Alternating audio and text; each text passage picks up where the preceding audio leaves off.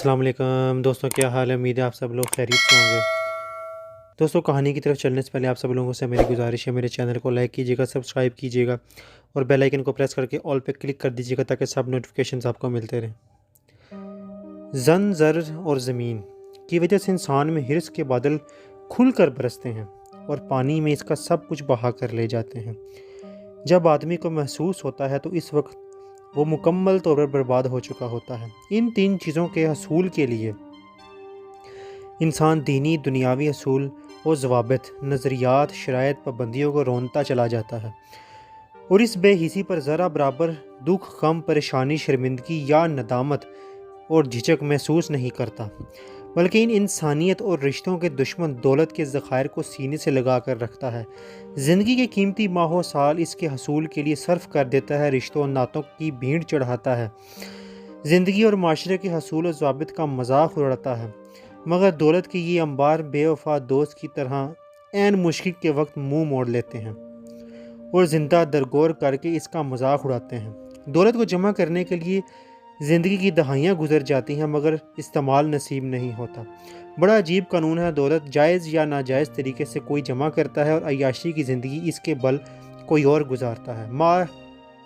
माले मुफ्त दिले बेरहम लोग बेरहमी के साथ खर्च करने के बाद कोड़ी कोड़ी के मोहताज हो जाते हैं, जबकि ये माल किसी और की खुशियों को घुप अंधेरी राहों में परदेसी करने के लिए रवाना हो जाता है। मियाँ रमज़ान कटे हुए शलजम की दुकान पर वापस आया। इनसे बदबू आ रही है, मेरे 10 रुपये वापस कर दो। कुछ दिन बाद ईद उल फितर थी। हर मुसलमान खुशियों से निहाल। यकम रमज़ान से ईद की तैयारियां शुरू कर दी गई थी। पूरा गांव इंतहाई जोश व जज्बे और मजहबी तरीके के साथ तैयारियों में मगन था। ईद का चांद नज़र आते ही पूरा गांव खुशी के कमकमों से जगमगा उठा। हम लोग रोज़े रखें ना रखें, ईद की नमाज़ पढ़ने का गुनाह सरजद नहीं होने देते। अलील सुबह मीठी सवैयाँ और जर्दे चावलों की 3 प्लेटें खाने के बाद खुशी खुशी मस्जिद में नमाज ईद पढ़ने गया। हज़ारों की आबादी वाला गांव है लेकिन ईदगाह नहीं। मियाँ रमज़ान को और मुझे एक ही सफ़ में 7 जगह मिली। इमाम साहब की खिदमत के लिए इसके दोस्त बड़ी शदोमद के साथ स्पीकर पर बार बार ऐलान कर रहे थे। मौलवी साहब की खिदमत करने वालों को 10, 20 और 50 रुपए के बदले में जन्नतुल फिरदौस में महल अलाट कर रहे थे। मियाँ रमज़ान ने 2 रुपये का नोट निकाला और मुझे दबा कर दिया और बोला, जाओ मेरी तरफ से मौलवी साहब की खिदमत में पेश कर रहा हूँ। मैंने बड़ी आजिज़ी और शर्मिंदगी से कहा, मियाँ साहब इस नोट को तो बंद हुए 6 माह का अरसा गुजर गया है। मौलवी साहब की खिदमत में सिर्फ 2 रुपये, वो भी खोटे। कुछ खुदा का खौफ करो, आप गांव के सरदार हैं, आपको तो इतने कम पैसे देना जेब नहीं देता। और लड़के, अपनी उम्र और कद के मुताबिक बात करो। ईमानदारी से मुझे बताएं, मुझे कभी मस्जिद में आते देखा है? आज साल बाद में आया हूँ, अब पूरा साल मुझे मस्जिद में नहीं देखोगे। मियाँ साहब ने जवाब देकर मुझे लाजवाब कर डाला। शर्मिंदगी के साथ 2 रुपये का नोट पकड़ा और जन्नत देने वाले की तरफ रवाना हो गया। मियाँ साहब और मियाँ नवाज़ और मियाँ रियाज मियाँ जीवन खान के फर्जंद अर्जमंद थे। वो लंबी चौड़ी जायदाद छोड़कर फोत हो चुके थे। गांव में चौधराहट ज़मीन के बदले होती है। जिसके पास जितना ज़्यादा रकबा होगा वो इतना ही बड़ा गांव का सरदार होगा।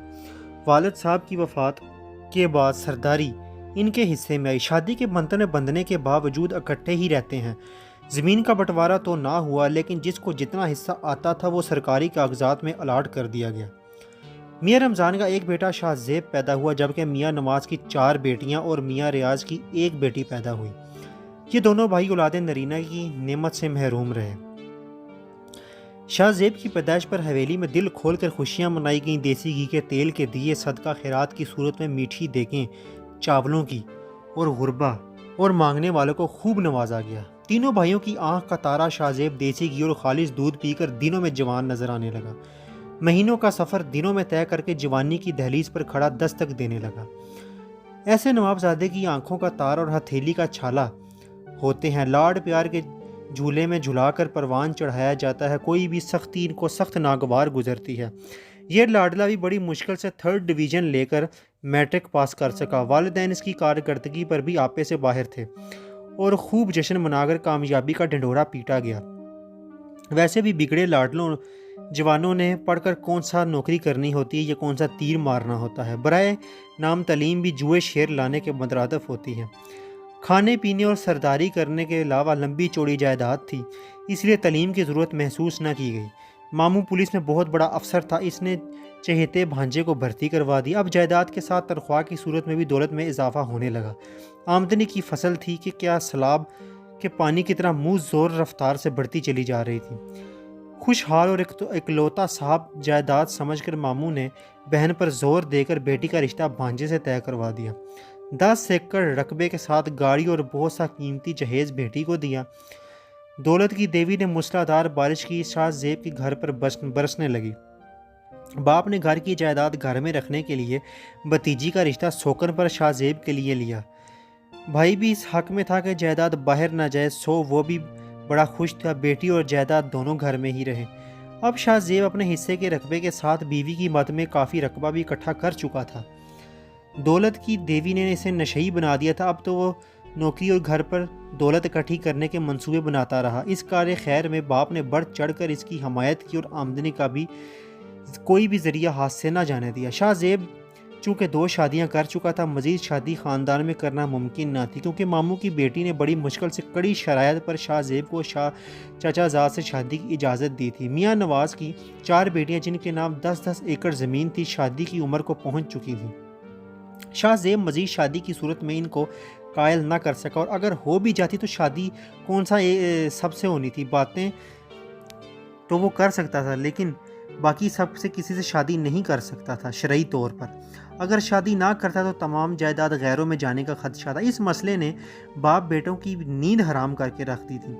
لوگ الگ الگ بولیاں بول رہے تھے، کیسے ظالم لوگ ہیں، جوان بچیوں کی شادی نہیں کر رہے۔ کافی سوچ و بچار اور مشورے کے بعد ایک حل باپ بیٹے کے ذہن میں آ گیا جس سے سانپ بھی مر جاتا اور لاٹھی بھی ٹوٹنے سے بچ جاتی۔ باپ بیٹے نے چاروں بچیوں کو ایک شام سامنے بٹھا کر کہا، آپ ہماری بچیاں ہیں، آپ کی عزت، مستقبل اور حالات کے ذمہ دار ہم ہیں۔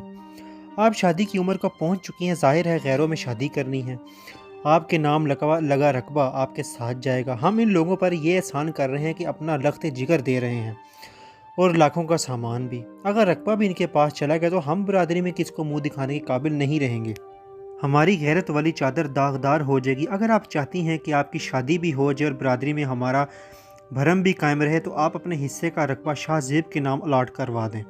آپ جہاں کہیں گی وہاں آپ کی شادی کر دی جائے گی اور منہ مانگا جہیز بھی دے دیا جائے گا۔ لڑکیوں میں انکار کی جرت کہاں تھی، جانوروں کی طرح ہاں میں ہاں ملاتی گی، رشتے لینے والوں کو شرائط بتائی جاتی، ساتھ ہی ان سے جہیز کا سامان مانگا تھا۔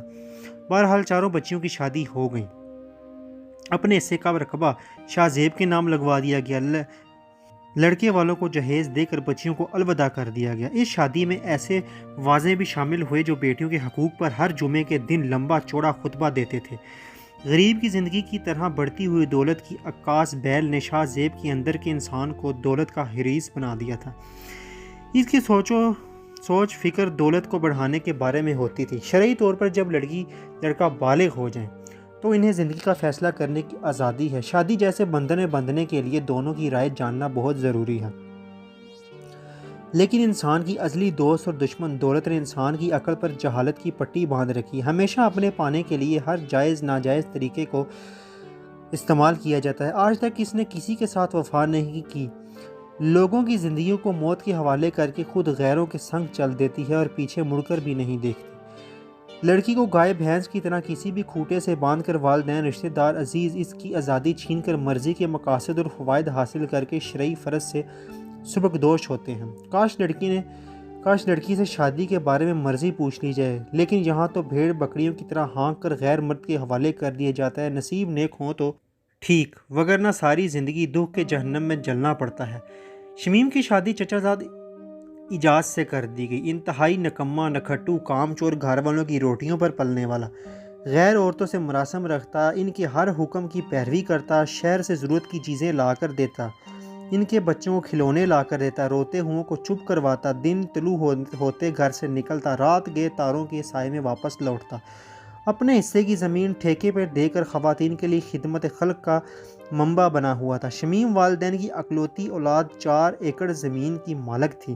مگر اجاز کو ایک آنکھ نہ پاتی بچوں والی خواتین پر صدقے واری جاتا، جبکہ شمیم کو منہ بھی نہ لگاتا، اس کا کوئی بھی حق ادا نہ کرتا۔ وقتاً فوقتاً جیب خرچ کی مد میں روپے اینٹھنا اور غیر عورتوں پر لٹاتا، اس کا دل دکھی کرنے کا کوئی موقع بھی ہاتھ سے جانے نہ دیتا، ہر ممکن اس کا جی جلا کر نفرت کرنے کا موقع ہاتھ سے جانے نہ دیتا، ہر ممکن کوشش کرتا کہ کسی طریقے سے اس کو تکلیف دی جائے۔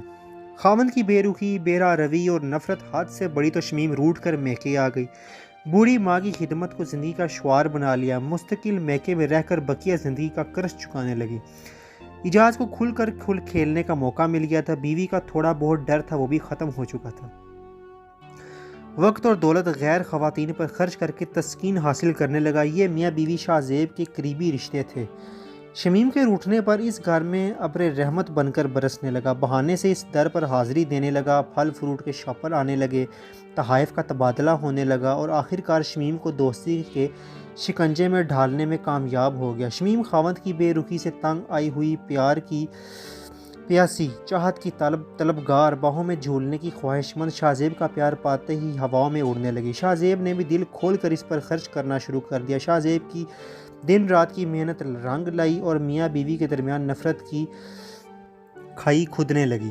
شاہ زیب نے شمیم کو دل کی نگری کی شہزادی بنانے کا عندیہ دیا تو وہ خوشی سے نہال دولت کے جھولے میں سکون سے آنکھیں بند کر کے جھولنے لگی۔ شاہ زیب کی مشورے پر شمیم نے خلا کا دعویٰ دائر کر دیا۔ عدالت سے اطلاع تاریخ لانے والا اہلکار شاہ زیب کا دوست تھا، وہ اطلاعی فارم شاہ زیب کو دے دیتا، 3 تاریخوں کا اجاز کو پتہ ہی نہ چلا، یک طرفہ فیصلہ ہو گیا، شمیم کو عدالت سے طلاق مل گئی۔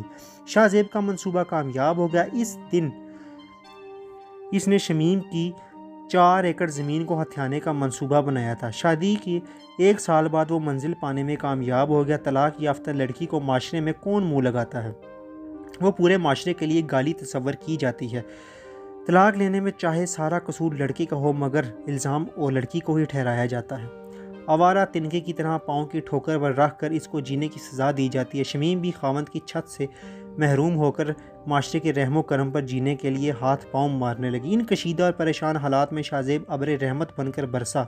اس نے شمیم کو اپنانے کا فیصلہ کیا، کسی نے ناراضگی کا اظہار کیا تو کسی نے خوش ہو کر ہاں میں ہاں ملائی اور کسی نے شاہ زیب کو لالچی قرار دے دیا۔ غرض جتنے منہ اتنی باتیں، شاہ زیب اپنے منصوبے میں کامیابی پر خوش تھا۔ 4 ایکڑ رقبہ اس کو مل رہا تھا، یوں تو وہ بڑے رقبے کا مالک بن کر علاقے میں راج کرنے کا خواب دیکھنے لگا۔ شاہ زیب کو شادی اور شمیم کی خوشی کم اور رقبہ ملنے کی خوشی زیادہ تھی، خوشی سے پھولا پھرتا تھا۔